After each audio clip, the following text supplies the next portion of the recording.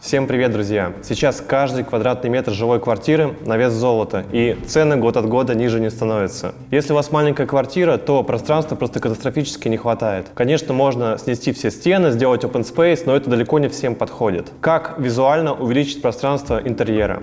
Давайте сегодня в этом разберемся. Погнали!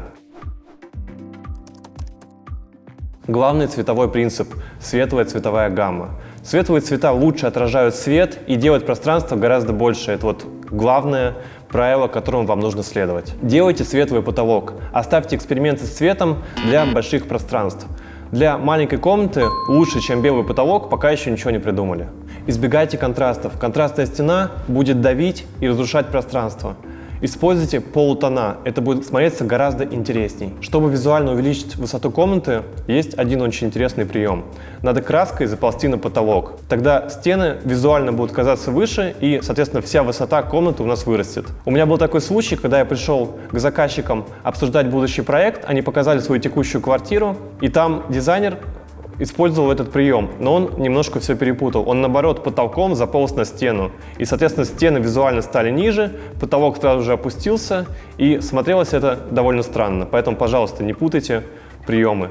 Стеной надо заползать на потолок. Давайте поговорим о стиле. Для маленьких пространств идеально подходит минимализм, когда предметов по минимуму. Например, я сейчас живу в маленькой студии, и как только я раскладываю сушилку для белья, то она занимает практически все пространство. Как только я убираю, то места становится просто в несколько раз больше, по ощущениям. Поэтому избавьтесь от всех лишних предметов. Пожалуйста, забудьте о классике и всех перегруженных деталями стилях. Детали съедят весь воздух в вашей квартире и будут на вас давить. Очень часто, когда у нас маленькие комнаты, мы не выравниваем стены, мы оставляем как есть, чтобы сохранить вот эти драгоценные сантиметры.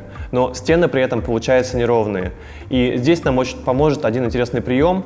Если использовать паркет елкой или просто покрытие положено наискосок, то оно скроет неровность стен, их просто не будет видно визуально. Еще один классический прием – это расширение пространства за счет направления напольного покрытия. Там неважно, плитка, либо паркет. Если у вас, например, узкий коридор, и вы положите вытянутую плитку поперек, то пространство визуально сильно расширится. Но это классический прием, я думаю, что большинство о нем знают. Поверхность пола для маленьких комнат лучше делать единой, чтобы создавалось ощущение целостности. Не делайте перепады, контрасты. Это все будет дробить пространство и делать его визуально меньше. Крупноформатная плитка, которая сейчас на пике моды, подходит только для больших пространств. В интерьере все должно быть сомасштабно и соразмерно. Потолок, конечно же, нужно делать без уровней. И, в принципе, это сейчас соответствует современному интерьеру. Есть еще один прием – это глянцевый потолок, но его нужно использовать очень аккуратно, потому что это может моментально удешевить ваш интерьер. У меня был случай, мы в Москве делали языковую школу, и она находилась в цокольном этаже. Потолок там был порядка, 2,50-2,60, то есть он давил просто вам на голову. И чтобы визуально увеличить пространство, мы сделали там натяжной глянцевый потолок.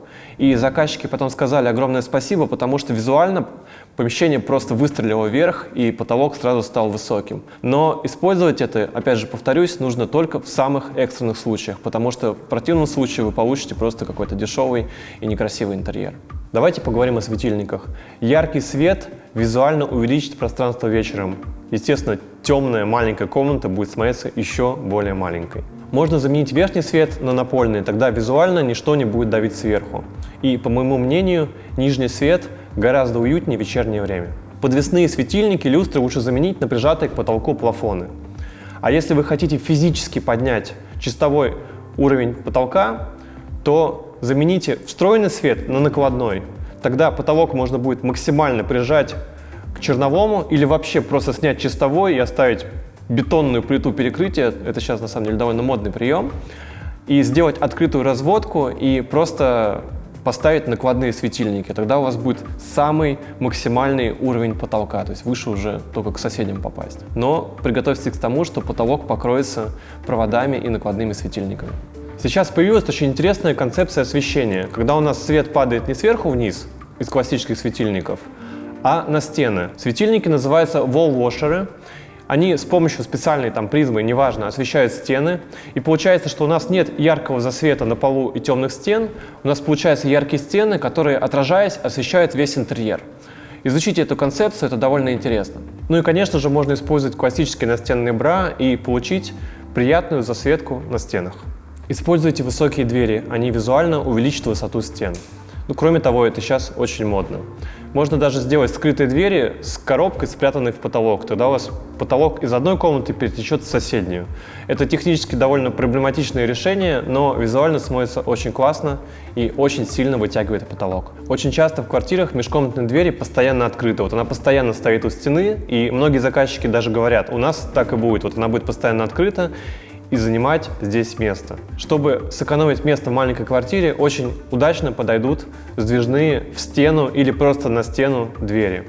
Еще есть двери, которые складываются гармошкой, но, честно говоря, визуально они мне не очень нравятся. Я не считаю их эстетически привлекательными, и, наверное, их можно использовать только в самых крайних случаях. Если у вас не двор-колодец и нет соседа-маньяка с биноклем, который постоянно за вами следит, то не завешивайте стены с окнами плотными шторами. В противном случае у вас просто появится еще одна глухая стена, и помещение, конечно же, станет меньше. Чем выше закреплены занавески, тем выше визуально смотрится стена, на которой они расположены.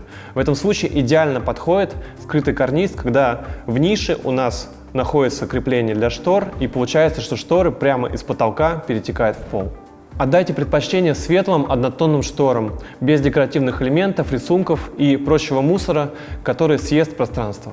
Давайте поговорим о мебели. Для маленьких интерьеров идеально подходит мебель-трансформер, когда один предмет заменяет собой несколько. Например, диван, который превращается в кровать или вообще убирается в стену. Или, например, журнальный столик, который можно превратить в обеденный стол буквально двумя движениями.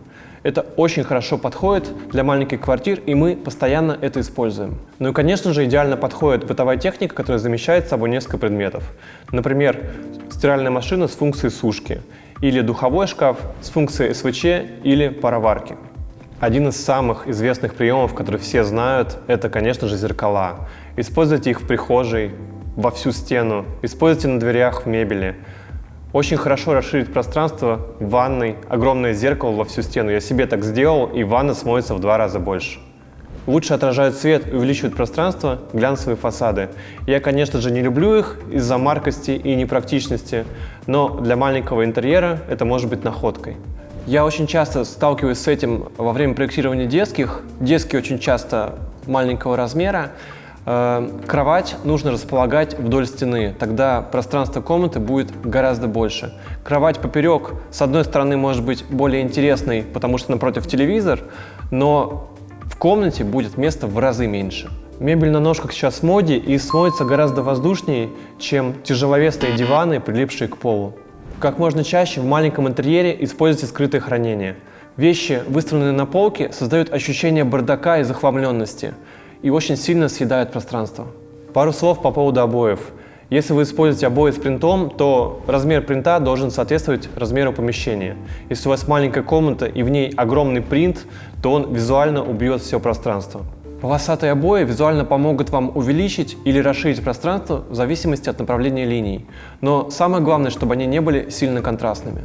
Есть еще один прием, которым архитекторы пользуются с самых древних времен. Это панорамная фреска на стене. Чаще всего это вид из окна. Для всех любителей гламурной жизни обои с блеском отражают свет и визуально увеличивают пространство. Еще пару слов по поводу декора. Галерея из маленьких картин визуально сделает стену очень большой.